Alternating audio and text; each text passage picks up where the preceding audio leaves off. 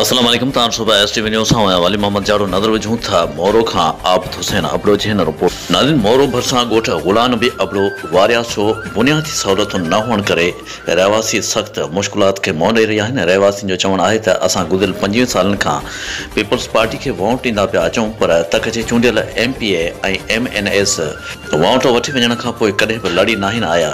हिन भेरे कूड़ा वाइदा करे असां खां वोट वठी वरी 5 सालनि खां पोइ मुंहुं ॾेखारींदा आहिनि।